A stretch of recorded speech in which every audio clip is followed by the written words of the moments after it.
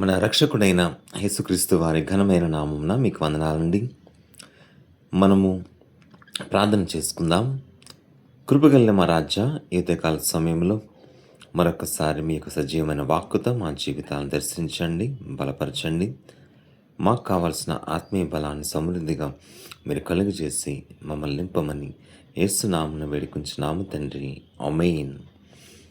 దేవుని విశ్వాసులారా, సామెతల గ్రంథము 9వ అధ్యాయము 10వ వచనం 11వ వచనం మనం చూస్తే, యెహోవా యందు భయభక్తులు కలిగి ఉన్నట్టే జ్ఞానమునకు మూలము, పరిశుద్ధ దేవుని గూర్చిన తెలివే వివేచనకు ఆధారము. నా వలన నీకు దీర్ఘాయు కలుగును, నీవు జీవించే సంవత్సరములు అధికములగును. దేవుని వాక్యం ఉంటుందండి మనలో.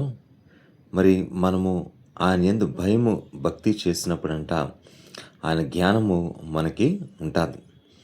అందుకనే మనకి 10 కమాండ్మెంట్స్, పదాజ్ఞలు దేవుడు ఈ కారణం చేత ఇచ్చారు. ఎందుకంటే ఈ లోకంలో ఎలా జీవించాలి, ఎలా జీవిస్తే మనకి మేలు అనే విషయాల్ని చాలా అద్భుతంగా ఆయన వెల్లడించారు. అందుకనే మనము ఏ పాపము చేయకుండా ఉన్నప్పుడు, దేవుని యొక్క భయము భక్తి మనలో నిలిచి ఉన్నప్పుడు మనము వర్ధిల్లుతాం. అన్ని విషయాల్లో శ్రేష్టమైన ఆశీర్వాదాలకు పాత్రలుగా ఉంటామని దేవుని యొక్క వాక్యము మనకి తెలియజేస్తుంది. అందుకనే మన లైఫ్లో ఎప్పుడైతే దేవుని యొక్క భక్తి భయము మనలో ఉంటాయో, ఆటోమేటిక్గా పాపము మనము చేయడానికి భయపడతాం. అందుకని దేవుని యొక్క నడిపింపు ప్రభావం మన జీవితాల్లో ఎక్కువగా ఉంటుందండి. అందుకని చూడండి, ఈ లోకంలో మనం చూస్తున్నాం, సొసైటీలో ఈ రోజున ఎన్ని మోసాలు జరుగుతున్నాయండి. అన్ని రకాలుగా తినే ఆహారంలో, మరి యూస్ చేసే వస్తువుల్లో, అన్ని విషయాల్లో మోసం అనేది కనబడుతుంది. అందుకని లోకమంతా దేవుని యొక్క తీరుకి వేరుగా ఉన్నట్టుగా మనం చూస్తున్నాం. అయితే దేవుని బిడ్డలుగా ఉన్న మనము దేవుని జ్ఞానం ద్వారా నింపబడినప్పుడు ఇది మనకి తగదు, ఇది మనం చేయకూడదు అనే విషయాన్ని మనము గమనిస్తాం. ఆ గ్రహింపు మనలో ఉంటుంది కాబట్టి ఒకవేళ గడిచిన కాలంలో అలా ఉన్నప్పటికీ మనం మారు మనసు పొంది నూతనంగా దేవునిలో బలంగా ఉంటాం. కాబట్టి ఆ విధంగా మన జీవితంలో మనం ముందుకి సాగాలి. అందుకని దేవుని సంగమా, ఒకసారి ఏమైందంటే పంజాబ్ అనే రాష్ట్రంలో మరి సాధు సుందర్ సింగ్ అనే భక్తులు మనందరికీ తెలుసు కదా.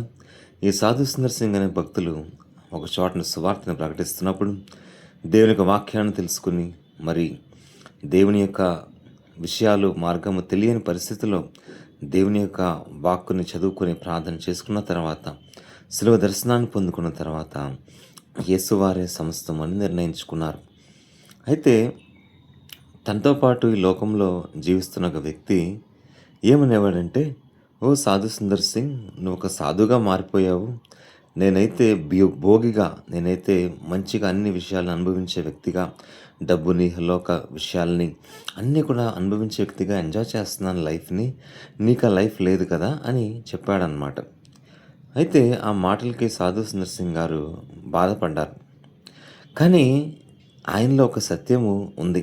అదేంటంటే, ఆ బాధ కలిగిన ఈ లోకంలో నేను సత్యాన్నే కదా అనుసరిస్తున్నాను. కాబట్టి ఈ బాధ మాటల వలన కలిగిన కొంచెం సేపు మట్టుకే నాకుంది కాబట్టి దాన్ని మర్చిపోయి దేవుడు నన్ను పిలిచిన ప్రేమ, కల్వరిలో నుంచి నన్ను పిలిచిన ప్రేమ ఎంతో గొప్పది. ఇదిగో యోహాను 3:16లో దేవుడి లోకమును ఎంతో ప్రేమించిన కదా, ఆ ప్రేమలో ఎంత జ్ఞానం ఉంది. ఆ జ్ఞానం వల్లనే కదా ఈ లోకముని జయించారు దేవుడు, అందరికీ రక్షణ ఇచ్చారు అనే విషయాన్ని ఆయన గ్రహించారు. అయితే ఈ మరో వ్యక్తి, లోకానుసారంగా జీవిస్తున్న వ్యక్తి, ఒకానొక రోజున ఆ వ్యసనాలకు లోనై తన జీవితాన్ని, శరీరాన్ని పాడు చేసుకున్నాడు. చివరికి మరణించాడు. అప్పుడు అనేక మంది తెలిసిన వారందరూ కూడా సాధు సుందర్ సింగ్ గారితో మాట్లాడుతూ, ఆ రోజు మిమ్మల్ని ఎంతగానో ఇబ్బంది పెట్టాడు కదండి మాటల ద్వారా. అయితే లోకానుసారంగా జీవించాడు కనుక ఈయనకి సరైన జ్ఞానము లేదు, దేవుని జ్ఞానము నడిపింపు లేదు. మరి మీరైతే ఆ టైంలో బాధపడ్డారు, కానీ నేను సరైన మార్గంలో సత్యాన్ని తెలుసుకుని నిల్చున్నానని చెప్పారు. కాబట్టి దేవుడు ఎంతగానో మీకు కృప చూపించి ఆయన జ్ఞానం ద్వారా మిమ్మల్ని నడిపించి స్థిరపరిచారని చెప్పినప్పుడు ఆయన ఎంతగానో సంతోషించారు. అవును దేవుని సంగమా, అందుకని నా వల్ల నీకు దీర్ఘాయువు కలుగును, నీవు జీవించే సంవత్సరములు అధికములగును అని 11వ వచనంలో మనం చూస్తున్నాం. కాబట్టి సామెతల గ్రంథం 9వ అధ్యాయము 10, 11 వచనాలు చాలా ప్రాముఖ్యం.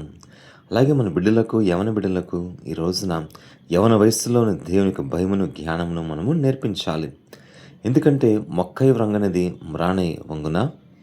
కాబట్టి ఆ రీతిగా మనం ప్రయాసపడి వారిని దేవుని భక్తిలో, భయంలో పెంచినట్లయితే వారు సదాకాలం ఆశీర్వదించబడతారు, క్షేమంగా ఉంటారు, బహుబలంగా వర్ధిల్లుతారు. చెప్పబడిన ఈ వాక్యాన్ని మీ హృదయాల్లో దేవుడు స్థిరపరచును గాక. ఆమేన్. ప్రార్థన చేసుకుందామండి. విన్న వాక్యం కోసం కృపగలిగిన దేవా, ఈ వాక్యాన్ని విన్న ప్రతి ఒక్కరిని మీరు జ్ఞాపకం చేసుకుని దీవించి వారి జీవితాలు శ్రేష్టమైన ఈవులను వారికి ఇచ్చి బలపరిచిన ఆయన ఉన్నతంగా వారిని నడిపించమని వేడుకుంటున్నాం.